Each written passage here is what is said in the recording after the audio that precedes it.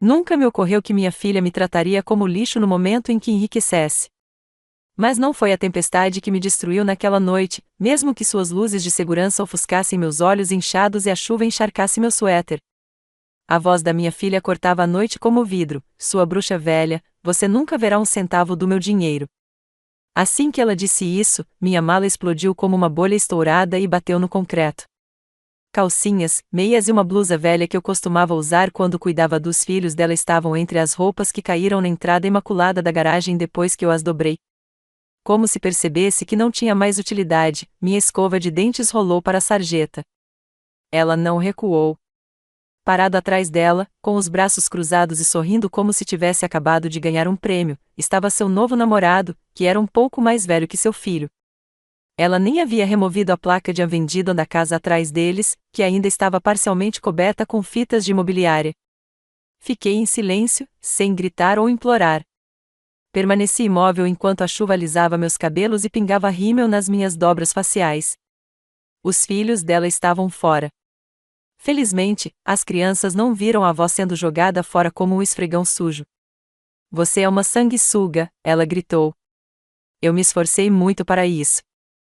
Só porque você é idoso não significa que pode se aproveitar de mim. Cerrei o maxilar, mas não disse nada. Ainda não. Não quando eu estava ciente da realidade. Ela não fez nenhum esforço para esconder. 10 dias antes, ela tinha ganhado 10 milhões de dólares na loteria. E eu me tornei um peso morto da noite para o dia. Ela costumava dizer que, se um dia fizéssemos sucesso, faríamos uma viagem juntas e alugaríamos um duplex para que eu pudesse morar sozinha e ela ainda pudesse me ter por perto para as crianças.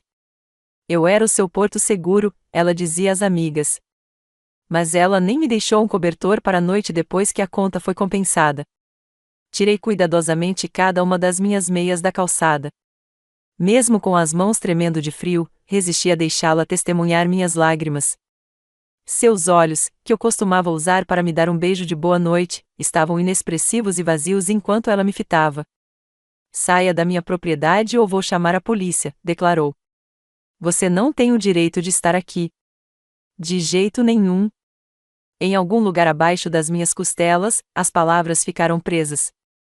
Eu queria gritar: por 4 anos, paguei seu aluguel. Enquanto você trabalhava em empregos diferentes, eu criei seus filhos. Para continuar te ajudando a recomeçar, sacrifiquei minha aposentadoria. Mas não o fiz. Depois, não. Eu não queria dar a ela a alegria de testemunhar meu colapso. Em vez disso, agarrei minha bolsa e dei um passo para trás. Tudo virou lama enquanto a chuva se misturava com a sujeira dos meus sapatos. Ela presumiu que eu engatinharia e voltaria com o rabo entre as pernas, apreciando as migalhas. No entanto, ela havia cometido um único erro, uma pequena omissão que lhe custaria tudo. Ela nunca olhou para o nome do bilhete de loteria. Ainda trabalhávamos em equipe algumas semanas antes, ou pelo menos foi o que eu disse a mim mesma.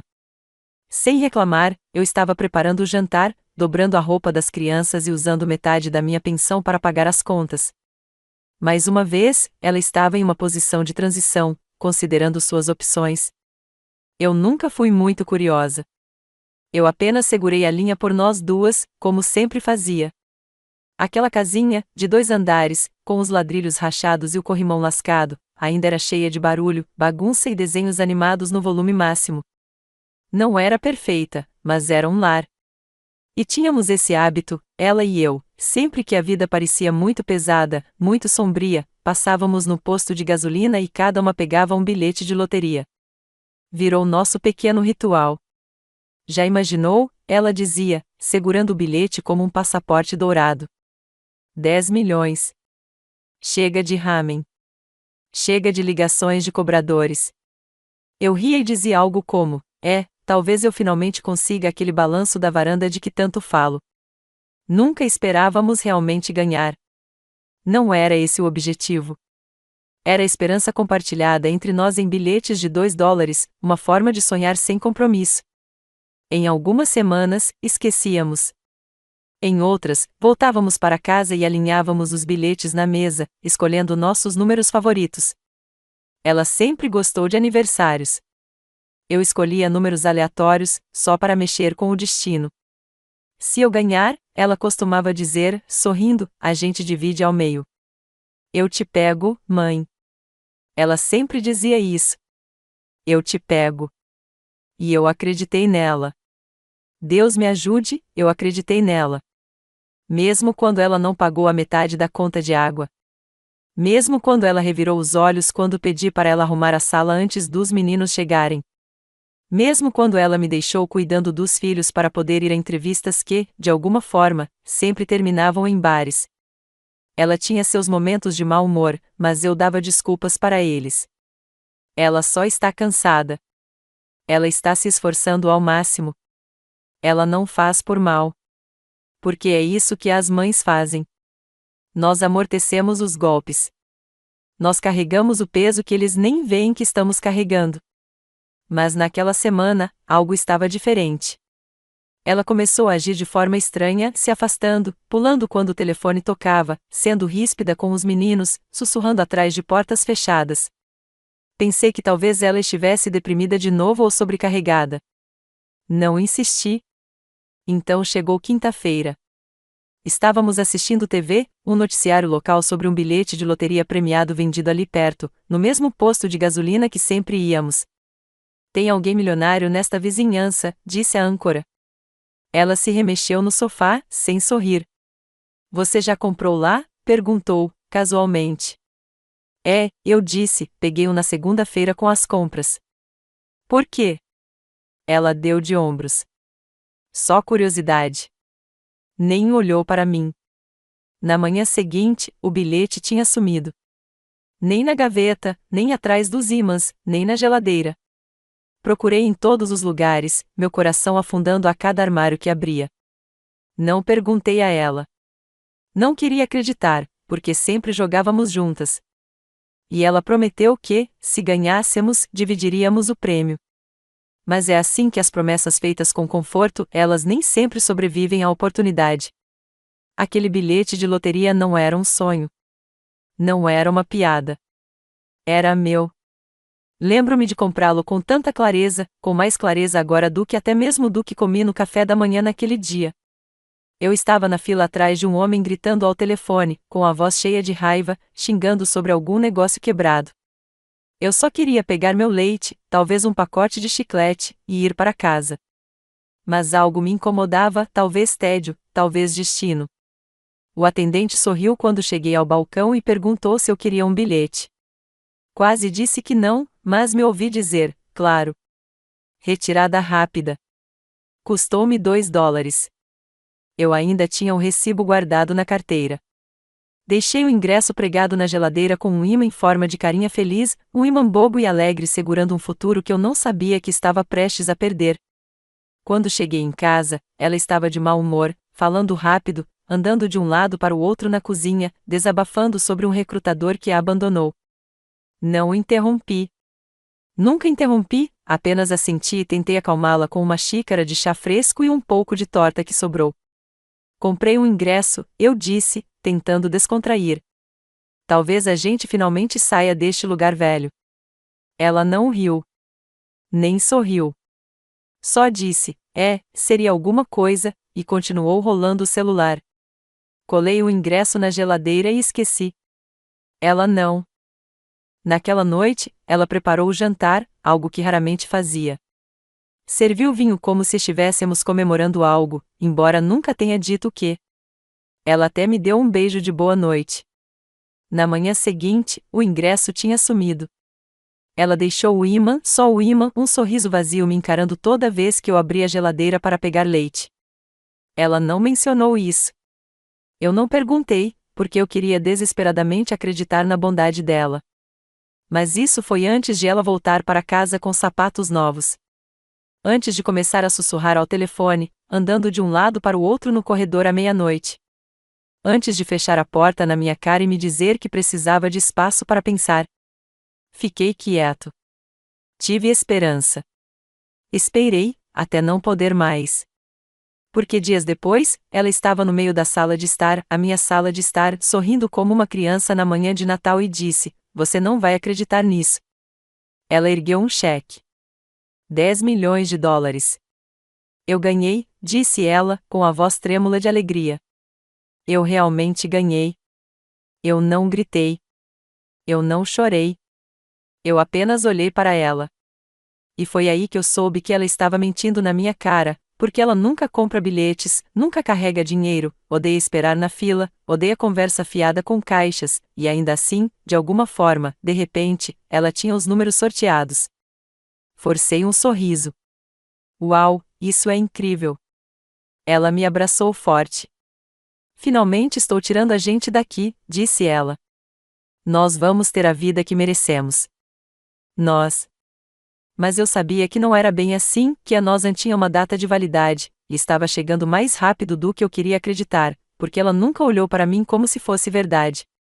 E eu tinha um pressentimento que não conseguia me livrar.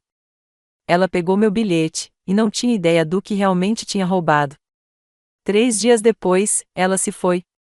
Nem um adeus, nem um bilhete, apenas uma escova de dentes faltando, um armário meio vazio e silêncio onde antes ficava o carro dela. Eu teria pensado que ela estava fazendo compras se não fosse pela vizinha. Ei, disse o Sr. Frank, parado perto da cerca que compartilhávamos, com um cigarro entre os dedos. Vi um caminhão de mudança na frente por volta das 5 da manhã. Pensei que você estivesse saindo. Pesquei. Caminhão de mudança? É, caminhão de mudança. 2 caras carregaram caixas. Ela estava dirigindo de salto alto e hobby. Engoli em seco. Meu estômago gelou. Eu nem tinha ouvido o caminhão. Estava acordado desde as 4 da tarde com um problema no quadril e pensamentos piores. Mas, de alguma forma, ela escapou enquanto eu estava no quintal arrancando ervas daninhas como um idiota. Ela não foi embora simplesmente. Ela escapou. Essa foi a palavra que ficou comigo. Como se eu fosse algo de que eu pudesse fugir, um fardo do qual ela finalmente se livrou. Dei uma olhada na cozinha. A caneca dela tinha sumido, a que eu dei a ela quando se formou. Mulheres fortes criam filhas fortes. Costumava ficar ao lado da minha todas as manhãs. Agora éramos só eu e o imã na geladeira. Caminhei lentamente até lá, pressionei a mão contra a superfície lisa e branca e encarei o local onde o bilhete estivera. Não era mais uma brincadeira. Não era apenas uma suspeita. Ela tinha pegado meu bilhete. E agora ela tinha ido embora. Liguei para ela uma vez. Só uma vez. Direto para a caixa postal. Não deixei recado. Não implorei. Passei anos demais esperando que ela me escolhesse em vez da conveniência. Em vez disso, sentei-me à mesa da cozinha e fiquei olhando para a cadeira em que ela sempre se jogava depois de um longo dia, reclamando da injustiça da vida. Injusta? Essa palavra ecoou em mim como um insulto. Lembrei-me de como segurei sua mão durante o parto, paguei suas dívidas quando ela perdeu o segundo emprego, cancelei minha própria viagem para visitar uma amiga moribunda só para poder cuidar dos filhos dela quando ela fugiu para se encontrar no Arizona por 3 semanas. E agora ela havia se mudado para uma mansão, paga com o meu dinheiro, comprada com o bilhete premiado que roubou da minha casa, da minha geladeira. Ela havia chamado isso de um milagre, uma bênção. Mas ela esqueceu de uma coisa, o nome. Ela nunca virou o bilhete. Nunca conferiu quem o assinou. E aquele pequeno ato de arrogância foi isso que desfaria tudo. Eu não era a mesma mulher que costumava enxugar as lágrimas e dizer que tudo ficaria bem. Não, eu era a mulher que assinou aquele bilhete. E eu estava farta de ficar quieta. Ela se foi, mas não ficou invisível. Não para mim. Eu vi tudo o que ela fez, porque ela não conseguiu se conter. Ela ostentou aquela vitória como um distintivo de honra, exibindo-a no Facebook, no Instagram e até marcando emissoras de notícias locais. De mãe solteira falida a rainha milionária, escreveu ela sob uma foto sua nos degraus de uma mansão de mármore branco, com um drink na mão e as pernas cruzadas como se pertencesse àquele lugar. Seu sorriso era largo, mas eu o conhecia muito bem. Não era alegria, era ostentação. E as pessoas com quem ela estava comemorando, primos para quem ela não ligava há 5 anos, velhos amigos do ensino médio que falavam dela pelas costas, de repente, todos eram família novamente. E eu? Desapareci completamente da narrativa dela. Nenhum obrigada, mãe. Nenhum conseguimos. Nem mesmo uma foto da casa que costumávamos dividir, onde eu a criei, onde a ajudei a criar seus próprios filhos, onde limpei sua bagunça e a segurei firme quando ela estava desmoronando. Ela me excluiu como se eu fosse uma ruga em sua nova vida perfeita. Mas eu não gritei. Não comentei. Não postei nada. Só fiquei observando, porque, na sua arrogância, ela se esqueceu de uma coisa: eu ainda era mãe dela, e mães percebem. Vi o status dela mudar de procurando emprego para investidora privada. Vi ela marcar um corretor imobiliário de luxo em uma história com a legenda recomeçando. Vi ela postar bumerangues de taças de champanhe tilintando em bares de cobertura enquanto seus filhos brincavam ao fundo, sem ninguém para cuidar. A imagem dos meus netos naquele caos fez algo em mim gelar. Ela havia trocado estrutura por espetáculo. E eu? Ela me substituiu por uma babá que nem sabia escrever o nome deles direito nas legendas. Mas a pior parte não era o que ela exibia. Era o que ela parava de mostrar. Os meninos, cada vez menos. Primeiro, só uma foto por semana. Depois, nada. E eu sabia o que isso significava. Ela estava ocupada, distraída, egocêntrica. Ela estava perseguindo uma vida que nunca construiu para si mesma. Não mesmo. Porque a verdade, ela não tinha ganhado aquele dinheiro. Ela o tinha roubado. E, quer soubesse ou não, ela estava construindo a casa dos seus sonhos na areia. Não a confrontei. Ainda não, porque eu precisava de mais do que raiva. Eu precisava de provas. Então, abri uma gaveta que não tocava há anos e tirei a pasta com meus recibos, minhas antigas listas de compras e, sim, a foto que tirei daquele comprovante no dia em que o comprei. Só por diversão. Lá estava, borrada, inclinada, mas legível. Data, hora, local, números. Meus. Imprimi e guardei no bolso do casaco, porque ela podia ter me abandonado, mas eu estava prestes a voltar para a verdade. E, desta vez, eu não seria apagada. Não fui até ela. Ainda não. Fui ao posto de gasolina, o mesmo onde eu comprava leite, pegava feijão enlatado e pagava contas por instinto havia 15 anos. O homem atrás do balcão, bem, me conhecia pelo nome. Senhorita Evelyn, ele chamou quando entrei. Quanto tempo! Sorri, mas senti que estava tenso. Bem, preciso te perguntar uma coisa. Você se lembra do bilhete de loteria que comprei na segunda-feira passada?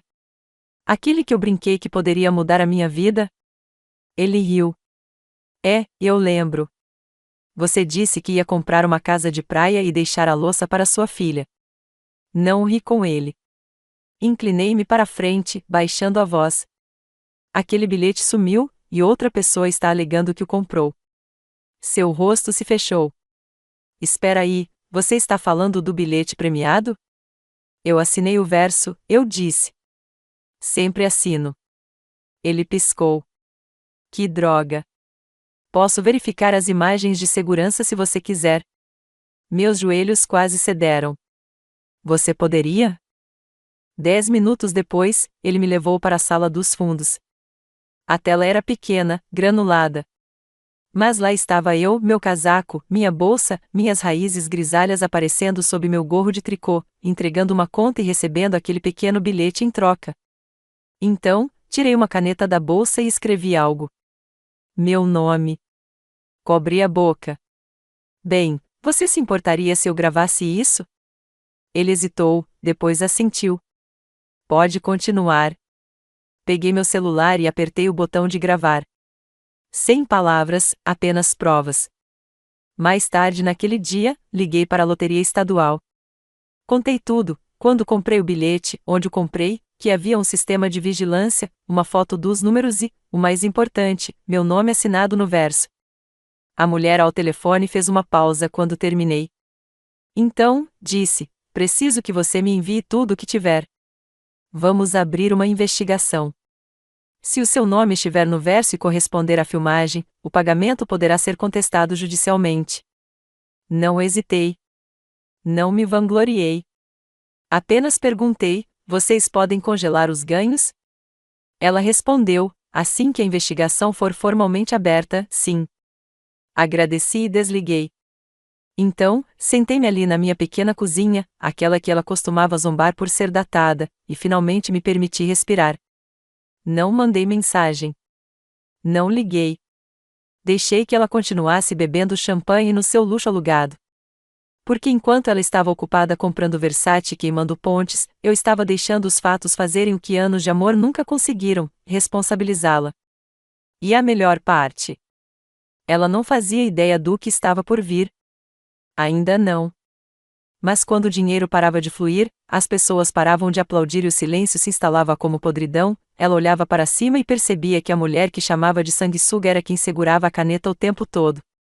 A primeira coisa que ela fez com o dinheiro, depois de desaparecer, depois de me excluir, foi comprar seguidores. Não literalmente, mas era assim que parecia. Da noite para o dia, seu perfil se transformou em um showroom, bolsas de grife, brunches à beira da piscina, se gabando de ter gasto 10 mil em uma única ida às compras como se fossem trocados. E aí piorou. Ela começou a falar de mim. Começou sutilmente um post sobre cortar relações com pessoas tóxicas. Depois, uma foto dela brindando com velhos amigos com a legenda, finalmente livre de sanguessugas. Cerque-se de vencedores, não de mendigos. Li 2 vezes. Depois, olhei os comentários. Risos, aplausos, emojis. A amiga dela, Tasha, sempre soubemos que ela era um peso morto. Outra pessoa, que se livre da velha parasita. Viva a sua vida, garota. Percorri dezenas de posts como esse. Meu rosto queimava. Meu estômago embrulhou. Eles não me conheciam. Não conheciam a mulher que pulava refeições para que a filha pudesse repetir, que era fiadora do contrato de aluguel quando seu crédito estava no fundo do poço, que segurava a mão da neta durante uma febre e limpava vômito do carpete enquanto a mãe ia à balada para esvaziar a cabeça. Eles não sabiam o que eu dava, porque minha filha nunca lhes contou. Ela me apagou com alguns toques no teclado e deixou que estranhos me pintassem como um parasita patético. Não respondi. Apenas tirei print de cada comentário, cada publicação, cada tag. E então imprimi, porque enquanto ela estava comprando influência, eu estava sentado com uma advogada chamada Dana, indicada por um vizinho aposentado que havia passado por algo parecido. Dana usava óculos, falava com precisão e nunca me perguntou se eu tinha certeza. Ela leu meus documentos em silêncio, meus recibos, minha foto assinada, as capturas de tela das câmeras de segurança e, quando terminou, me olhou nos olhos e disse: "Isso não é só fraude. É roubo, e você tem um caso." Concordei. Não quero vingança. Você quer o que é seu por direito? Sim. Entregamos tudo naquela tarde. No final da semana, a lotérica confirmou: investigação em andamento, pagamento congelado, anúncio público adiado. Mesmo assim, não contei nada à minha filha, porque qual o sentido de avisar alguém que já está queimando a ponte atrás de si? Que ela se afaste mais daquela borda. Que ela zombe de mim mais alto enquanto a fundação desmoronava sob seus calcanhares. Quanto mais ela postava, mais se expunha. E ela não tinha ideia de quem estava observando. Não mais. Ela continuou mais alto, mais maldosa, mais presunçosa. Mas eu não respondi. Nem uma mensagem, nem uma ligação, nem mesmo um aviso. Porque quando alguém está dançando no meio de uma tempestade que não vê chegando, você não grita para ela parar. Você apenas espera. Enquanto ela postava fotos com legendas como "rainhas de verdade não pedem permissão", eu estava sentado no escritório da Dana novamente, assinando uma declaração formal confirmando a data, o local e as circunstâncias da minha compra. Enquanto ela postava vídeos exibindo sua independência, eu discretamente encaminhava extratos bancários mostrando meu saldo antigo antes do dinheiro desaparecer, prova de quem eu era antes de ela ir embora com meu futuro na bolsa. Fiquei em silêncio, e isso se tornou minha maior arma, porque meu silêncio a forçava a preencher o vazio com barulho. Barulho que expunha seu ego, sua impulsividade, sua completa falta de cuidado com qualquer pessoa além de si mesma. Ela vinha ligando para parentes que não víamos há anos. A gente devia se encontrar, dizia, balançando viagens e presentes como isca. Pessoas que nem lembravam do aniversário dela agora estavam nos comentários dela, fingindo que a amavam. E eu? Eu observava, não com ciúmes, nem mesmo tristeza, mas com clareza. Ela cometia o mesmo erro repetidamente, pensando que amor significava controle, que poder significava posse, que dinheiro poderia comprar uma nova vida e perda de memória. Mas o que ela não percebia era que, enquanto tratava essa dádiva como uma fantasia, eu estava construindo algo sólido, um caso, uma fundação, um futuro no qual ela não tinha mais lugar. Dana me ligou tarde da noite. A comissão da loteria reconheceu oficialmente sua reivindicação. Eles estão congelando todas as contas associadas ao bilhete premiado até que o assunto seja resolvido. O pagamento está suspenso por tempo indeterminado. Sentei-me na cozinha, com uma xícara de chá na mão, ouvindo aquelas palavras como se fossem música. Preciso informá-la? Perguntei baixinho. Dana riu baixinho. Não, os bancos farão isso por você. E, de fato, 2 dias depois, suas redes sociais ficaram silenciosas. Silêncio absoluto. Sem postagens, sem stories, sem salões de luxo, sem bolhas de champanhe, só silêncio. Imaginei-a acordando, tentando usar o cartão e vendo a tela piscar a recusado. Imaginei-a tentando novamente, dedos frenéticos, voz confusa e, finalmente, pânico. Mas não sorri. Não comemorei, porque não se tratava de vingança. Tratava-se de dignidade, a minha. Eu tinha feito tudo certo. Eu a amei além dos meus limites, me sacrifiquei além da razão, dei sem tirar nada, e ela me retribuiu com exílio e zombaria. Mas agora, ela estava recebendo exatamente o que me deu, nada. O Estado verificou tudo, cada carimbo de data hora, cada ângulo de câmera, cada segundo granulado da filmagem que mostrava minha mão pegando aquela multa, guardando-a na bolsa, assinando meu nome com uma caneta trêmula. Era minha. Eles nem hesitaram. Isso vai avançar para um anúncio público, disse-me a funcionária. Vamos publicar uma correção e preparar um comunicado à imprensa para a verdadeira reclamante. Ela disse a verdadeira reclamante como se fosse um título, um papel que eu havia conquistado apenas por ser honesta. E, pela primeira vez em meses, me senti vista não como a mãe de alguém, não como um capacho ou um fardo, mas como uma pessoa que se apegou à verdade, mesmo quando ela quase a esmagou. Desliguei e fiquei olhando para a casa silenciosa ao meu redor. Sem lustres, sem escadas ecoantes ou vista para o mar, apenas a chaleira, a cortina desfiada, a tinta descascada perto da pia. E, no entanto, parecia mais um lar do que qualquer mansão jamais poderia ser. Não me apressei em contar a ninguém, nem mesmo a vizinha que me emprestou uma caçarola e certa vez sussurrou: "Você é boa demais para ser tratada assim."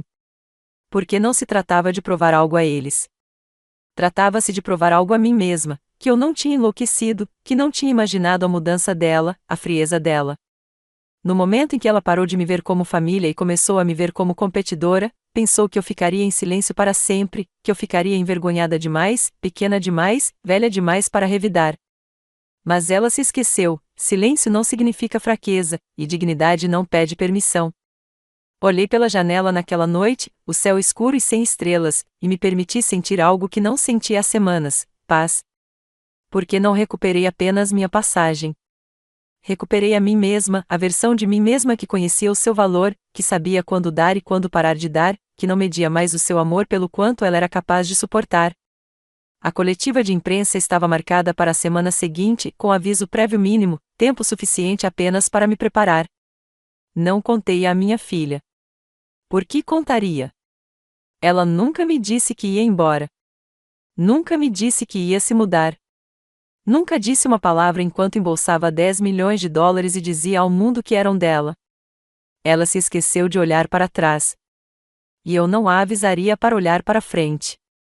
Deixei que ela descobrisse como eu descobri, sozinha, atordoada, no meio de uma vida que não lhe pertencia. A verdade estava a caminho. E tinha o meu nome nela. Na noite anterior à coletiva de imprensa, eu não conseguia dormir, não de nervosismo, não de medo, mas de lembranças. Deitei na minha velha cama de solteiro, com o ventilador de teto zumbindo acima de mim, e encarei a escuridão enquanto imagens passavam pela minha mente como um filme que ninguém pediu para assistir. Seus primeiros passos. Sua primeira decepção amorosa. Como ela uma vez subiu na minha cama aos 15 anos, com as bochechas manchadas, rímel borrado, sussurrando: "Por que todo mundo vai embora?" Eu a abracei naquela noite até o amanhecer. Nunca pensei que seria ela quem me deixaria para trás. Eu achava que estava construindo uma vida onde o sacrifício era a sua própria recompensa, que se eu continuasse me doando, continuasse a dar espaço para o caos dela, um dia ela olharia para trás e diria: Mãe, eu te vejo. Ela nunca viu. E isso costumava me destruir. Mas, deitada ali, em silêncio, percebi uma coisa: eu tinha feito tudo o que podia. E ela tinha escolhido. As pessoas gostam de dizer: o sangue é mais espesso que a água. Mas nunca terminam a citação: o sangue da aliança é mais espesso que a água do ventre materno. O que significa que os laços que você escolhe significam mais do que aqueles em que você nasce. Ela escolheu o dinheiro em vez da memória, o ego em vez da honestidade, a imagem em vez de mim, e eu estava farto de me culpar por isso. Pensei em todas as vezes em que a coloquei na cama sem dormir, paguei o aluguel dela com dinheiro para remédios, cancelei consultas médicas, passeios com amigos, até meus próprios sonhos, porque os dela sempre pareciam mais urgentes. Mas agora, eu não me sentia vazia. Eu me sentia limpa, como se tudo que ela havia tirado de mim tivesse sido substituído por algo melhor: clareza.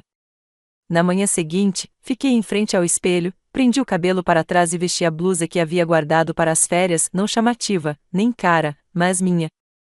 O caminho para a coletiva de imprensa foi tranquilo. Dana sentou-se ao meu lado, com a pasta no colo, o olhar calmo. Ela não perguntou se eu estava pronta. Ela sabia que eu estava. Chegamos ao pequeno auditório, nada grandioso, apenas um pódio, uma faixa e uma sala cheia de repórteres locais fervilhando de perguntas. O funcionário me chamou: hoje, estamos aqui para esclarecer a propriedade legítima do bilhete premiado de $10 milhões comprado na Gazende Go, na Rota 18. Câmeras dispararam. Eu me aproximei. Minha voz não tremeu. Meu nome é Evelyn Markham, eu disse. Comprei aquele bilhete. Eu o assinei. E eu sou a vencedora por direito.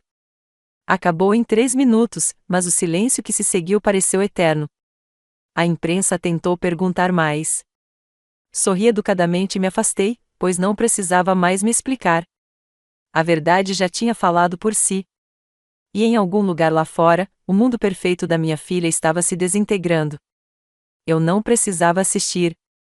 Eu já sabia como era quando as pessoas descobriam que seu castelo tinha sido construído sobre areia roubada. Não postei nada depois da coletiva de imprensa. Não marquei, não me gabei, nem contei a ninguém fora do círculo jurídico. Mas, de alguma forma, ela ainda não tinha ouvido, porque na manhã seguinte, ela postou uma história de um lounge na cobertura, usando pérolas novas e segurando um coquetel como se o mundo ainda lhe pertencesse. Manifestando mais milhões, dizia a legenda. Encarei meu celular, com os lábios apertados. Ela não fazia ideia de que o Estado havia congelado suas contas, não fazia ideia de que a investigação havia terminado, não fazia ideia de que seu nome estava prestes a ser apagado de cada centímetro do prêmio que ela havia reivindicado. E eu não lhe devia um aviso. Deixei aproveitar um último pôr do sol sobre um horizonte alugado. Eu tinha organizado a coletiva de imprensa por um motivo: aviso prévio mínimo, local tranquilo, presença suficiente para ser oficial, mas não o suficiente para alertá-la antes que terminasse. Ela não sabia porque eu não tinha contado a ela, e ela não tinha verificado porque achava que eu era incapaz de agir. Esse era o seu ponto cego. Ela achou que meu silêncio significava rendição. Ela se esqueceu de quem a criou, a mulher que assistia às reuniões da escola com uma espinha de aço, que trabalhava hora extra para pagar seu aparelho, depois costurou seu vestido de baile com tecido em liquidação porque não podia pagar o que realmente queria, que ficou acordada a noite toda para apoiá-la em términos, ataques de ansiedade, lágrimas pós-parto. Eu tinha sido sua espinha dorsal até que ela a quebrou. Então, agora eu estava sozinha, não mais fraca, não menos importante, mas mais lúcida. Eu não precisava que o mundo soubesse o que ela fez. Eu só precisava que a lei soubesse. E eles sabiam. Dana me enviou os documentos atualizados naquela tarde, prova de que o Estado havia transferido todos os direitos de ganho para mim, que o pagamento seria reemitido em meu nome, que a antiga reclamante, minha filha, não tinha mais direito legal a um centavo. Sentei-me à mesa da cozinha, com o papel na mão, e respirei fundo. Ela ainda não tinha ligado, ainda não tinha percebido, e parte de mim não queria que ela soubesse, porque quanto mais ela ficasse no escuro, mais acentuada seria a queda. Pessoas como ela não enxergam a verdade até que seja tarde demais, até que as luzes se apaguem, os aplicativos do banco parem de funcionar, os amigos parem de atender e as pessoas que ela gastou 10 milhões de dólares tentando impressionar virem as costas sem nem pensar duas vezes. Isso estava chegando. E quando chegasse, eu não levantaria a voz. Eu não bateria a porta. Eu simplesmente a olharia nos olhos e faria o que ela nunca esperava, ir embora. No momento em que a notícia finalmente chegou até ela, o relógio na parede da minha cozinha passou das 12h18, e meu telefone explodiu em frenesi, zumbindo como um enxame de vespas furiosas presas em um pote. Cada vibração sacudia a mesa de carvalho desgastada abaixo dele, um lembrete implacável do mundo exigindo minha atenção. Ignorei cada chamada, cada toque, cada pulsação insistente. Meu coração sabia por quem estava esperando, e não eram os vizinhos, nem as emissoras de notícias, nem as vozes curiosas ávidas por fofocas. Fiquei sentado, imóvel, com as mãos cruzadas no colo, o peso dos anos pressionando meu peito como uma pedra polida pela correnteza infinita de um rio. Esperei por ela. Às 13h43, finalmente atendi. A tela do telefone se iluminou com o nome dela, um nome que antes parecia familiar, mas agora tinha um gosto amargo, como café deixado no fogão há muito tempo. Atendi, e ela não se preocupou com gentilezas. Nada de alô. Nada de você está bem?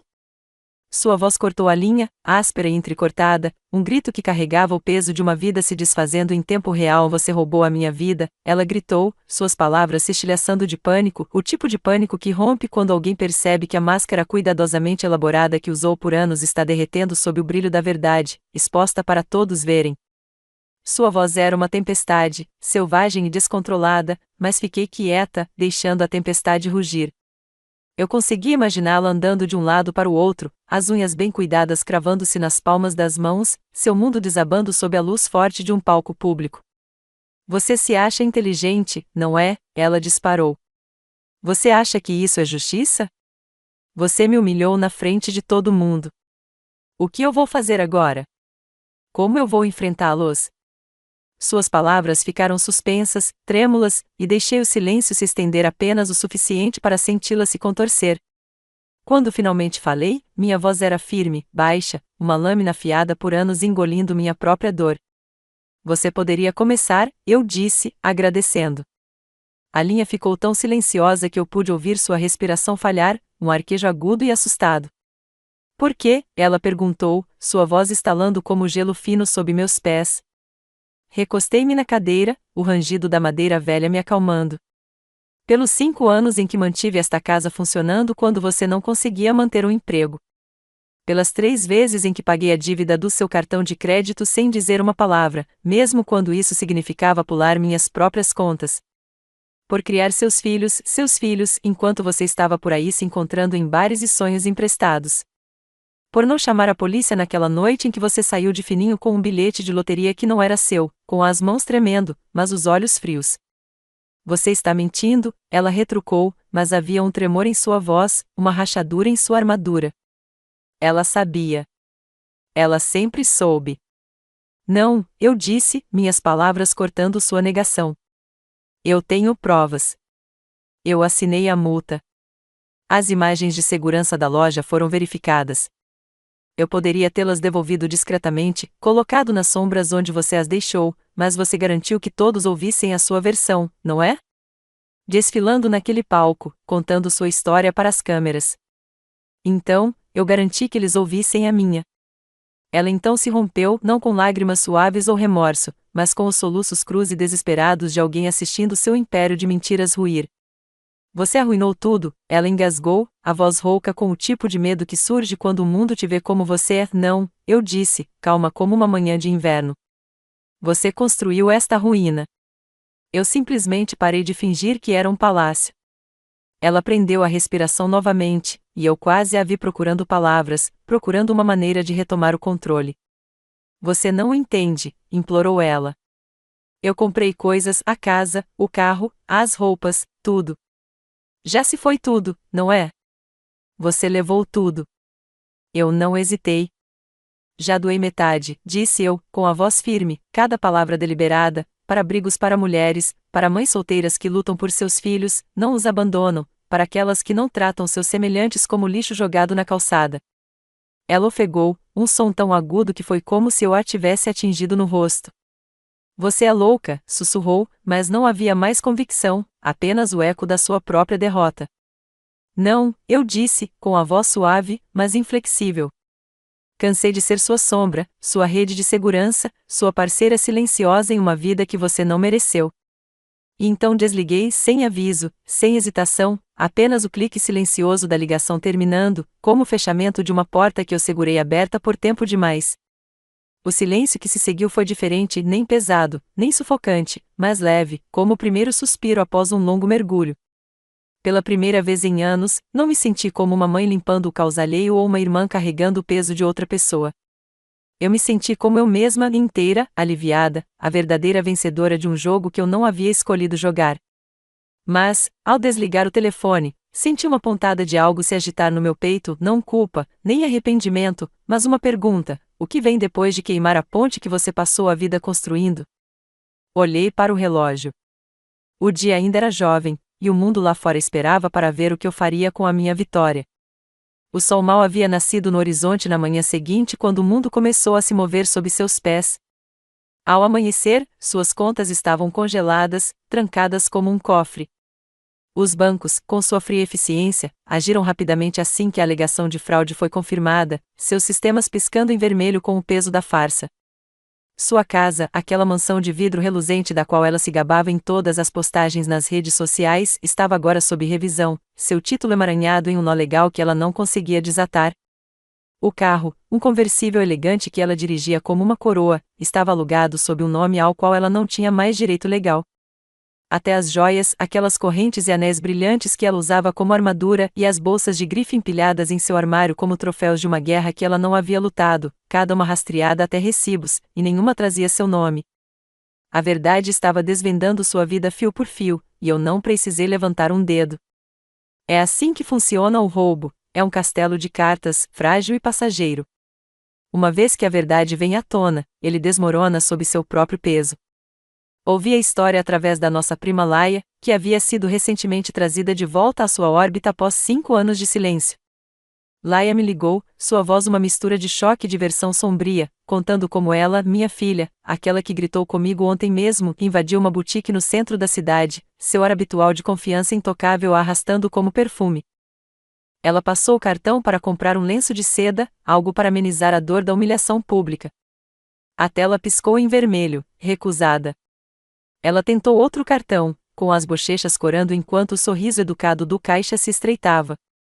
Recusada. Laia disse que tinha saído furiosa, gritando sobre problemas e processos, sua voz ecoando nas paredes polidas da boutique. Mas não era um problema. Era consequência, fria e inflexível, do tipo que ela nunca esperava porque achava que ninguém ousaria responsabilizá-la. Muito menos eu, a mãe quieta que costumava trançar o cabelo antes das entrevistas de emprego, sussurrando que era capaz de qualquer coisa, mesmo quando duvidava de si mesma. Acho que ela se esqueceu de que eu também era capaz.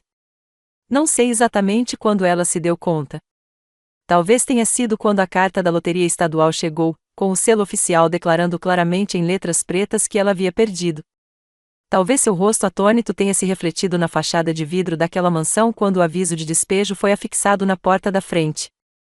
Pode ter sido quando ela se sentou em frente a um advogado, com a voz trêmula enquanto tentava explicar como sua própria mãe pôde fazer aquilo com ela, e o advogado, calmo como um lago no verão, passou uma pasta pela mesa. A câmera de vigilância granulada, mas incontestável, da loja da esquina mostrou colocando o bilhete de loteria na bolsa, os recibos cuidadosamente catalogados não mostravam nenhum em seu nome, e minha assinatura estava em destaque no bilhete, o que fez toda a diferença. Cada pedaço de evidência serviu como um tijolo na parede que a cercava. Tão dura quanto um vento frio era a ironia. Ela acreditava que a riqueza a tornava intocável, como uma rainha em um castelo construído na mentira. Ela ostentava seu sucesso, fortuna e prestígio sem sequer olhar para a dama que a apoiara em cada contratempo. Mas, no fim das contas, ela não estava destruída pelo dinheiro. Era verdade e implacável, impenitente, finalmente, livre de obstáculos. Pela primeira vez em anos, eu me mantive firme enquanto ela era despojada e abandonada nos escombros de suas próprias decisões. 3 dias depois da confusão, ela apareceu. Uma batida desesperada na porta, como se ela ainda estivesse no centro de um universo que há muito tempo havia parado de girar para ela, sem um chamado ou qualquer aviso. Demorei um pouco para responder. Ela usava um suéter que não combinava com a versão dela que já havia blogado sobre deixar a energia quebrada para trás e posava em hobbies de seda, e eu a observava da janela da sala de estar com o cabelo preso e a maquiagem borrada. Ela não estava chorando. De jeito nenhum. Ela estava furiosa. Abri a porta o suficiente para vislumbrar seu olhar. Mãe, exclamou ela com a voz áspera e ofegante. Precisamos conversar. Permaneci imóvel. Não há mais nada a dizer. Ela disse, você não pode fazer isso comigo. Eu não sabia que era sua multa. Minha resposta foi, você não perguntou. Você não verificou nada. Você simplesmente a pegou e fugiu. Seus lábios se apertaram. Tudo bem, tudo bem. Talvez eu tenha cometido um erro, mas apagar tudo e congelar minhas contas é injusto. Isso é retaliação. Inclinei a cabeça. Você se referiu a mim como sanguessuga e bruxa. Você compartilhou meu constrangimento online como se fosse um jogo. Ela começou a dizer, isso foi, mas parou quando percebeu que não havia uma explicação aceitável. Esperei. Ela trocou o peso do corpo entre os 2 pés. Preciso de ajuda. Por trás de toda aquela confusão, lá estava ela, a verdade. Nem arrependimento, nem vergonha, simplesmente necessidade. Ela precisava de mim mais uma vez, mas como um recurso, e não como mãe. Esperei até que o silêncio fosse longo o suficiente para ela se contorcer. Sua voz ficou mais áspera e frenética. Seu argumento foi apresentado. Você recebeu seu dinheiro. O cheque foi emitido em seu nome. Você está feliz agora? As coisas podem voltar ao normal? Parei um momento para refletir sobre o que a normal costumava implicar. Eu tinha que carregá-la, cuidar dela e limpar sua sujeira enquanto ela usava meus ossos para construir castelos. Lancei-lhe um olhar direto. Adeus. Ela ficou boquiaberta. O quê? Não repeti. Mal tinha começado a fechar a porta. Ela disse, você vai se arrepender, elevando o tom de voz. Você acredita que ter dinheiro lhe trará felicidade? Acredita que pode comprar a paz? Parei. E sorri pela primeira vez. Não, mas eu te tirei da minha vida. Fechei a porta depois disso. Sem bater. Simplesmente em silêncio.